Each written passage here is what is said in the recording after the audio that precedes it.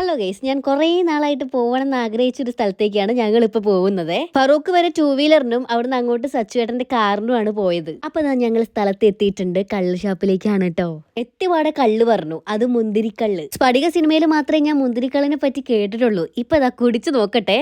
വീട്ടില് മുത്തപ്പനൊക്കെ വെച്ചു കൊടുക്കുമ്പോ ഒരിത്തിരി കള്ള് കിട്ടും. അങ്ങനെ മാത്രമേ ഞാൻ കള്ള് കുടിച്ചിട്ടുള്ളൂ കേട്ടോ ഇതുവരെ. കള്ളിനല്ല ഞാൻ സത്യം പറഞ്ഞാൽ വന്നത്, ഫുഡ് കഴിക്കാനാണേ. 6-7 വിഭവങ്ങൾ ഞങ്ങൾ ഒറ്റയടിക്ക് അങ്ങ് പറഞ്ഞ സാധനങ്ങൾ ഒരു 5 മിനിറ്റിന്റെ ഉള്ളിൽ എത്തിട്ടോ. എല്ലാവരും ഇതാ നിരത്തി വെച്ച് പോയിട്ടുണ്ട്.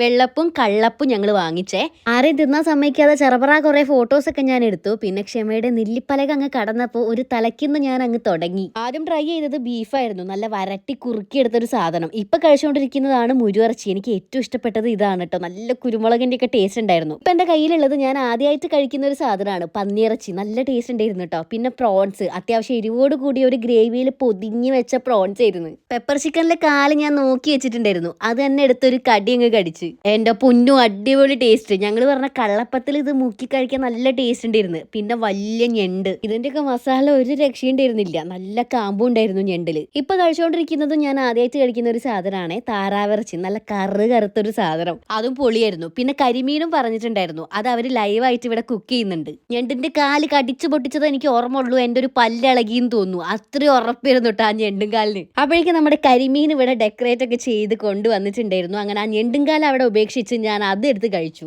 ഭയങ്കര ചൂടായിരുന്നു, അസാധ്യ ടേസ്റ്റും. വീഡിയോ എടുപ്പൊക്കെ കഴിഞ്ഞപ്പോ പിന്നെ ആരെയും നോക്കാതെ എല്ലാവരും നല്ലോണം വെച്ച് കീറി. ഈ ഇരിക്കുന്നത് ഞങ്ങളുടെ ചേച്ചീന്റെ മോൻ നന്ദുട്ടനാണ്. അവന്റെ നാടായ കൊയിലാണ്ടി മുജുകുന്നാണ് ഈ സ്പോട്ട് വരുന്നത്. അപ്പോൾ ടാറ്റാ.